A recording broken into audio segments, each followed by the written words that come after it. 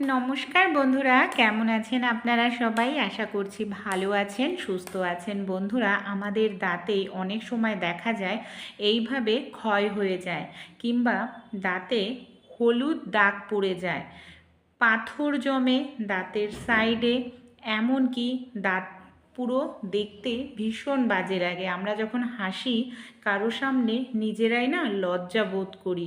আজকে আমি যে রেমেডি আপনাদের সঙ্গে শেয়ার করব, যদি আপনারা অ্যাপ্লাই করেন, খুব সহজেই ঘরোয়া প্রাকৃতিক উপায়ে আপনাদের দাঁতের হলুদ ভাব দূর করতে পারবেন। অনেক সময় দাঁত ব্রাশ করতে গেলে রক্ত বের হয়, মানে পায়রিয়ার মতো সমস্যা দূর হবে।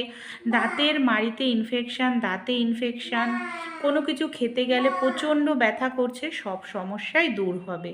চলুন আজকের ঘরোয়া রেমেডিটি আমরা দেখে নিই। যদি উপকার পান, আপনাদের বন্ধু বান্ধবদের সঙ্গেও এই ঘরোয়া রেমেডিটি অবশ্যই ট্রাই করে দেখবেন।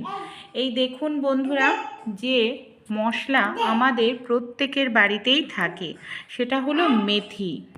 মেথি দানার মধ্যে রয়েছে প্রচুর পরিমাণে আয়রন, ওমেগা 3 ফ্যাটি অ্যাসিড, যেটা আমাদের স্কিনের জন্য, চুলের জন্য, দাঁতের জন্য ভীষণ ভালো।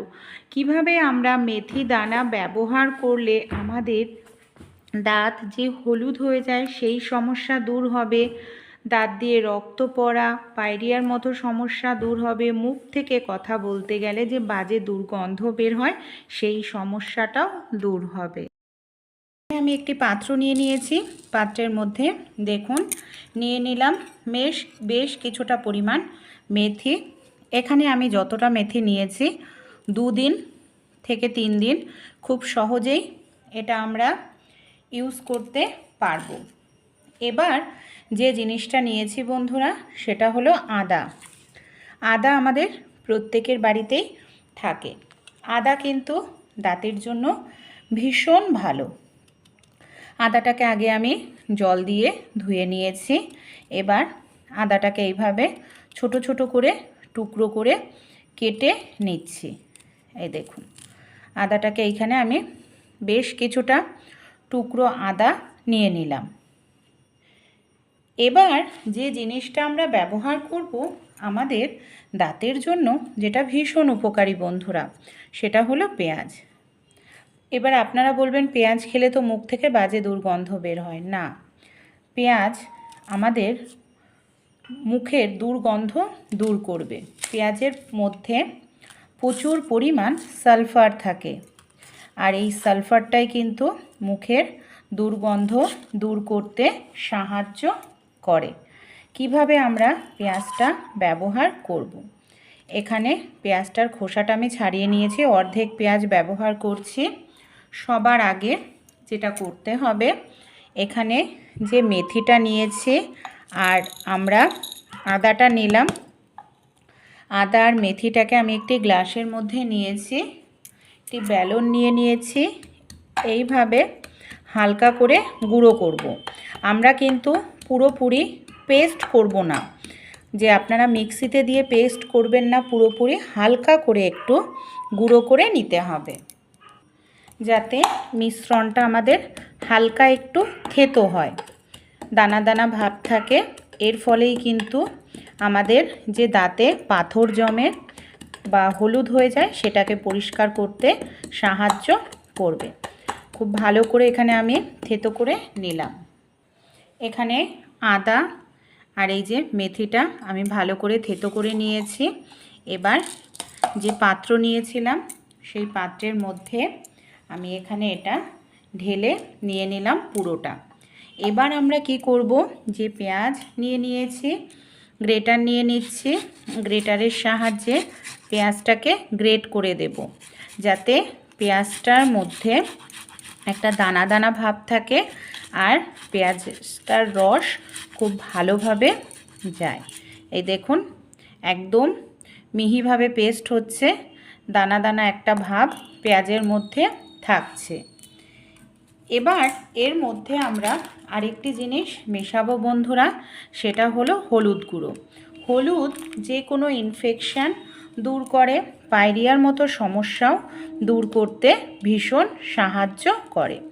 সব উপকরণ দিয়ে খুব ভালো করে এইভাবে আমাদের মিশিয়ে নিতে হবে।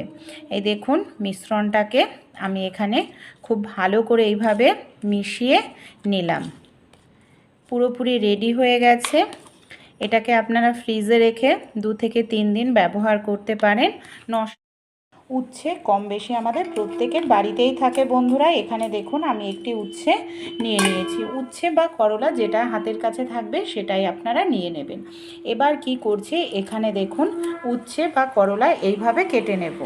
এখানে আমি একটি পাত্র নিয়ে নিচ্ছি। এখানে বেশি নয়, 2-3 পিস হলেই কিন্তু আমাদের হয়ে যাবে। এই দেখুন আমি এখানে 3 পিস নিয়ে নিলাম। সেই সঙ্গে এখানে আমি নিয়ে নিচ্ছি দেখুন তেজপাতা।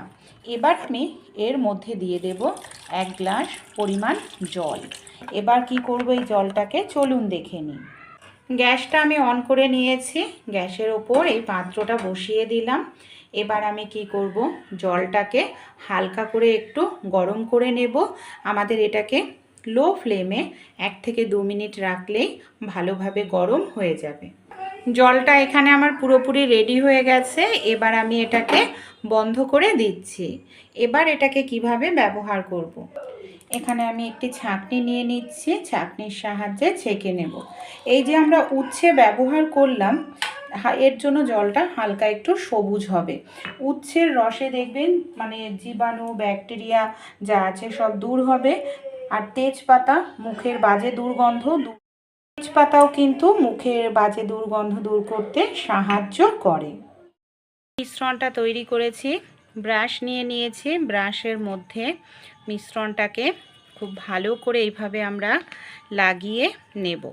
এখানে আপনারা চাইলে কোনো টুথপেস্ট মিশিয়ে নিতে পারেন। এইভাবে দেখুন আমি মিশ্রণটা লাগিয়ে নিলাম। এবার কি করব, সামান্য একটু ওপর দিয়ে টুথপেস্ট নিয়ে নিলাম, আবারও মিশ্রণটা লাগিয়ে নেব।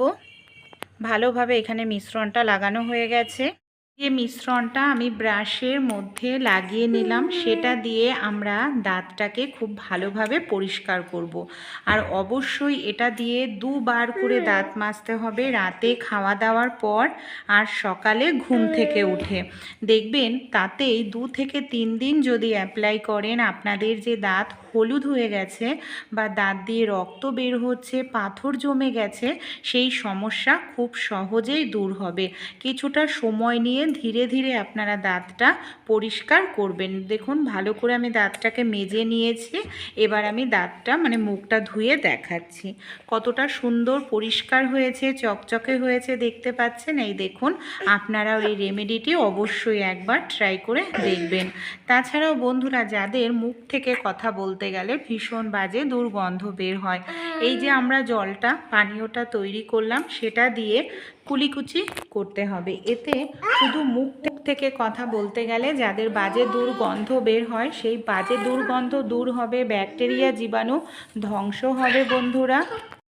পায়রিয়ার মতো সমস্যাও দূর হবে। আপনারা 2-3 দিন এইভাবে দাঁতটা পরিষ্কার করুন আর কুলিকুচি করুন, দেখবেন আপনাদের দাঁত সাদা ধবধবে মুক্তোর মতো হয়ে যাবে। ভালো লেগে থাকলে অবশ্যই আপনারাও কিন্তু অ্যাপ্লাই করতে ভুলবেন না।